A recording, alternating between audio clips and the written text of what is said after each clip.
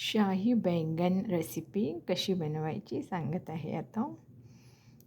तर त्यासाठी तुम्ही वांगी घ्या, ते तळून थोडी बाजूला ठेवा.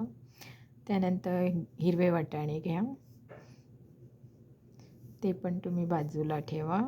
त्यानंतर टमॅटो प्युरी करून घ्या, एका मोठ्या टमॅटोची प्युरी करून घ्या, मग तीही बाजूला ठेवा. त्यानंतर तुम्ही काजू एक पाव कप काजू घ्या. ते त्याच्यामध्ये मग खोबरं टाका. त्यानंतर आल्मोंड टाका त्याच्यात, भिजवलेले रात्री भिजवून ठेवा. त्यानंतर कलिंगडाच्या बिया टाका आणि थोडंसं पाणी घालून छानपैकी त्याची पेस्ट करून घ्या.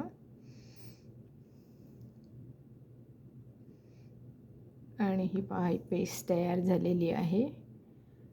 आता ही पण बाजूला ठेवून द्यायची.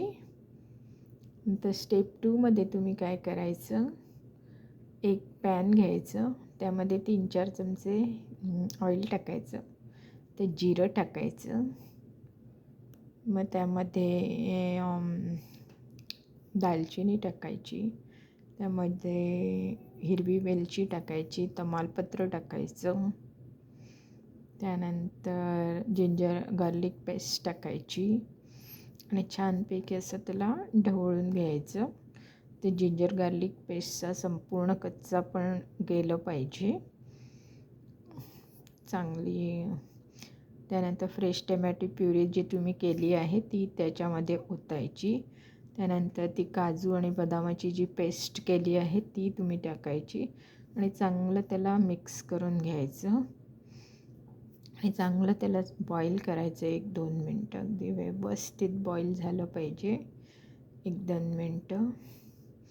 आणि त्याच्यानंतर 2 मिनटांनी त्याला असे बुडबुडे येतील की मग त्याच्यामध्ये तुम्ही हळद टाकायची थोडं. त्यानंतर लाल पावडर टाकायची. त्यानंतर धणेजिरे पूड टाकायची. थोडासा गरम मसाला हवा असेल तर तोही टाकायचा आणि छानपैकी असं मिक्स करून घ्यायचं. हे बघा किती सुंदर दिसत आहे. त्यानंतर मग ते झाकण लावून तुम्ही 5 मिनटं त्याला बारीक गॅसवर ठेवून द्यायचं.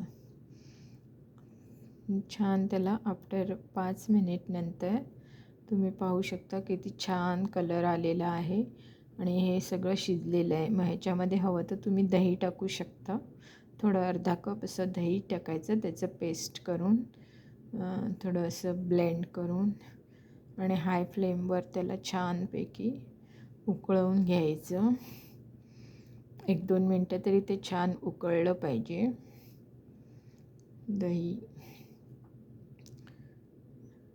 त्यानंतर मग मस्तपैकी हे बघा आता कसा उकळी येत आहे. मग थोडं हवं तर मीठ टाका, चव घेऊन बघा. मीठ थोडंच टाका, नाहीतर जास्त झालं तर काढता येणार नाही, म्हणून हे थोडंच मीठ टाकायचं आणि छानपैकी पुन्हा एकदा ढवळून घ्यायचं.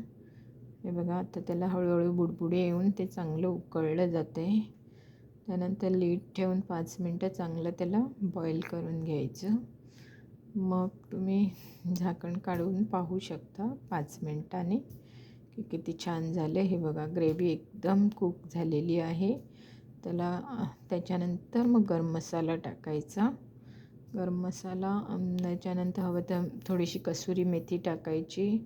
त्यानंतर कोथिंबीर टाकायची आणि ते ग्रीन पीस जे तुम्ही उकडलेले होते ते नंतर टाकून घ्यायचे आणि मग ते शिजवलेले जे बैंगन्स होते ते टाकायचे आणि मोठ्या गॅसवर त्याला चांगलं खळखळवून उकडवायचं, म्हणजे मग ते छान शिजलं जातं आणि मस्तपैकी असं तुमचं शाही बैंगन पुन्हा 5-10 मिनटं